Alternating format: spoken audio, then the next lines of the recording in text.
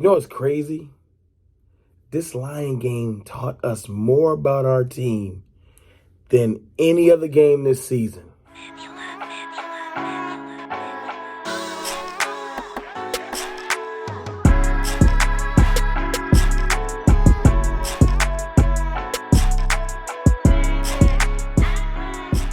Good people, it's your boy Mr. Rome, Cowboys fan talk, right back like I never left. And as you can see, I'm still at work like I never left. But I had to handle some things. Sure, I'm up for tomorrow, you know what I'm saying? Yes, CFTC still got a day job. Let's not trip. But while I'm in here thinking, you know what I'm saying, everybody that left for the day, it's just me. I was thinking, this Lions game taught us a lot about this team. The resilience that we've shown throughout the season is important. What we have been most of the season has been complete underdogs. Underdog in the Tampa game, Bengals game, Giants game. Weren't underdogs versus Washington, rightfully so. We handle our business. It is what it is. But we still were playing with a backup quarterback and other injuries, so that game could have been a toss-up. It just could have been. You know what I'm saying? Eagles game, the one that we lost, for everybody that's here to hate, because I know y'all here. What's up with y'all? Underdog, behind the eight ball. You know what I'm saying? This week, you finally have the pendulum swinging the other direction. It's the Cowboys should easily win this game.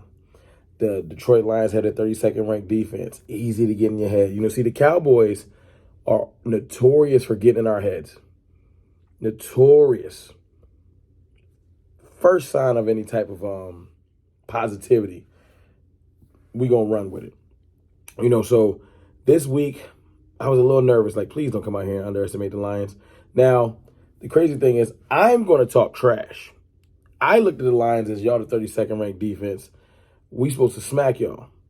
Pay attention to what I said. I was worrying about the team getting ahead of themselves. I don't play, obviously. So I was like, please don't come out here with a big head. And I shouldn't have underestimated my leadership. Dak Prescott being back on the helm, Micah Parsons, Mike McCarthy, Dan Quinn. I trust the leadership running through and around this team. I do. And I'm leaving out people like D-Law, Trayvon Diggs, Zach Martin. There's a lot of people on this team that deserve leadership respect. And I shouldn't have assumed that we were just going to fill ourselves because we were 4-2, now 5-2. But we came out, I felt like a little overzealous. Came out throwing first play. I feel like Dak was pressing some earlier in the game. He threw into double coverage 2 or 3 times, which I know he wish he had back. Luckily, they weren't picked off. And the haters gonna use that to hate on him. I don't care. If you a Dak supporter and a Cowboys fan, the haters shouldn't bother you at this point. You should be settled in now. This should be nothing new. It is what it is. But the second half, watching the adjustments, watching the resilience continue. See, in the Jason Garrett era, we lose that game. We lose that game 100%. We get in our heads, we come out with no adjustments, and eventually the Lions break through and we just fold. It's different now. That's why I think Mike McCarthy, Money Mike as I call him, deserves more credit. You got to think, this defense that we're rolling out there at this point is number 1 in sacks, number 1 in QB pressures, second in points per game. Yes, I'm reading. Third in opponent yards per play. Third in red zone TDs in games. Fourth in takeaways. Fifth in weighted DVOA. Fifth in defensive EPA per play. The defense is elite. It's elite. And this run defense, shout out to my boy Outlaw Cowboy on Twitter. Outlaw_Cowboy FB, to be specific. Cowboys run defense this year was the thing that everybody been getting on us about. You know what I'm saying? The Cowboys have allowed 2 rushing TDs in 7 games. Second best in the NFL. That's crazy, and it's underreported. We've allowed 3.7 yards per rush over the last 3 games. Third best in the NFL. That's underreported. They just talk about how bad we are at run defense. Not that we have improved. Underreported. Tied for 15 in yards per rush is not nearly the issue some of y'all making it out to be. This defense is growing, getting better every week. We got the defensive player of the year, Micah Parsons, that had 7 sacks. That should have 8 sacks. Hopefully the NFL fixes that this week. Micah Parsons definitely sacked Jared Goff, and they gave it to Armstrong because they were so close to each other. But if you look at it, the person that actually tripped Jared Goff and caused a sack was Micah Parsons. So he should have 8 and be leading the league, not be tied. But he's first in pressures, third in tackles for loss, tied for fourth in QB hits, and second in tied for fifth for forced fumbles. Defensive player of the year. And he's made plays after plays after plays that get us to 5-2. He's not just getting defensive stats that don't really amount to nothing. Micah Parsons is that dude. You know, I'm reading some of these stats because I just want y'all to realize why I have the confidence I do. Trayvon Diggs, one of the most disrespected players in NFL history at this point. He has 17 interceptions in his first 35 games. That's abnormal. Some people don't end their career, their 10-year career without 17 interceptions. He has 17 interceptions in his first 35 NFL starts. And y'all continue to disrespect. This man turned midair yesterday and made a catch like Willie Mays. Like, turned midair and made a catch like Willie Mays. And y'all still disrespecting him. It's silly to me. He's tied for first with 9 pass breakups, and he's tied for third with 3 interceptions this year. He's still picking the ball off. He's still affecting plays. He's coming up and making crucial tackles. He's playing physical. Y'all don't even got to. He's taking your respect. You're going to respect Diggs. And now for the other reason y'all is here. Because the defense yesterday showed me, all of those stats just showed me that we're going to continue to grow and get better. Now, Jordan Lewis got hurt. I wish him a speedy recovery. He won't be back till next year. He got a Liz Frank injury in his foot. Same thing that Dez Bryant had. Same thing that D-Law had last year. He'll be back next year. Or maybe for the playoffs. It just depends. Everybody's saying for the year. So I wish him a speedy recovery. It's Deron Bland season. Bland has showed us nothing but every time he's gotten in the game, from camp to when he played a little bit this year, that he's going to be okay. They're saying Deshaun Wright going to get some tick. And I'm wondering if Kelvin Joseph's going to get some tick, but we'll talk about that as the week progresses.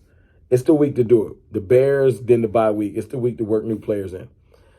But this defense, this team has showed me so much more resilience. I'm really feeling like this is the best team since,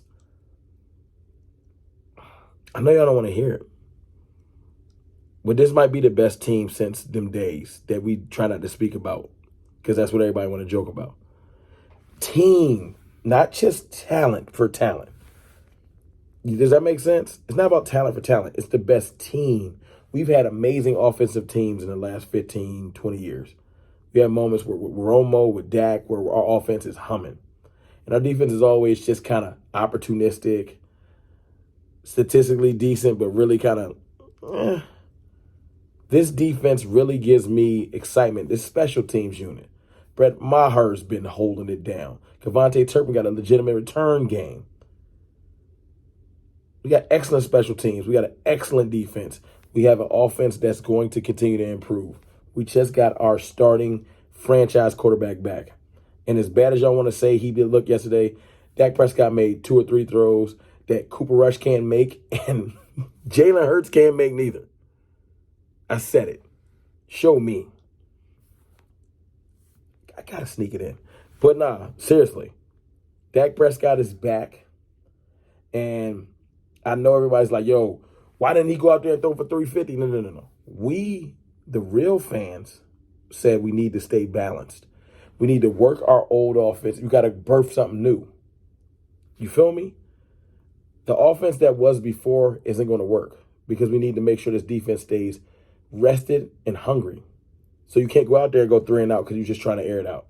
You also don't want the pendulum to swing too far back to the right where you're just running the ball because you feel like we can't throw. No, we have a quarterback that absolutely can throw. I feel like Dak is going to end up averaging about 250 to 270.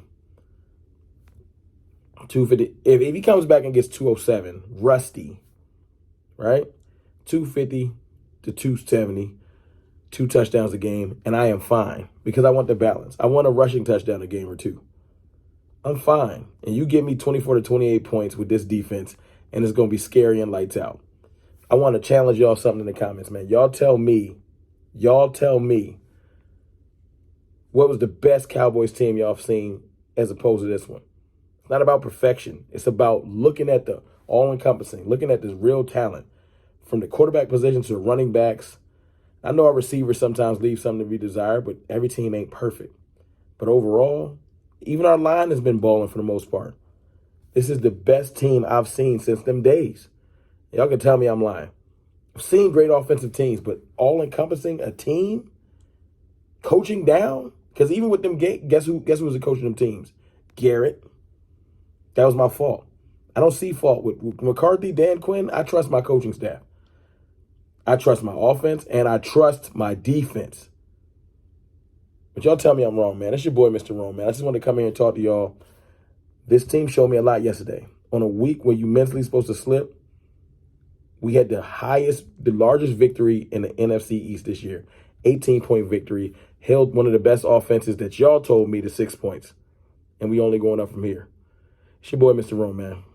I'll holla.